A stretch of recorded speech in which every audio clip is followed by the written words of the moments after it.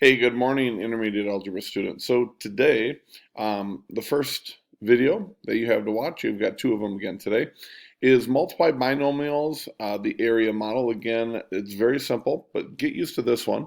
So now you have, in this one, you are going to be multiplying, x plus 6 times x plus 2.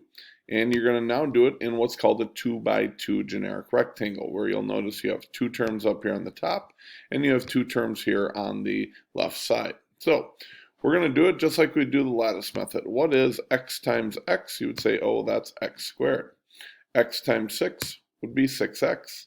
X times 2 would be 2x. And 2 times 6 would be 12.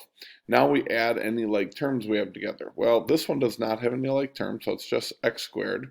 But I do have a 2x here and a 6x, which adds up to 8x. And then I've just got that 12. So we would put that down here as x squared plus 8x plus 12. And that's all there is to it. Let's do one more to make sure we know what we're doing here. So this one here, we're going to multiply together x plus 4 times x plus 5. So x times x right up in this box is x squared. X times 4 is 4x. X times 5 is 5x. And 4 times 5 is 20. Pretty simple. Add them together.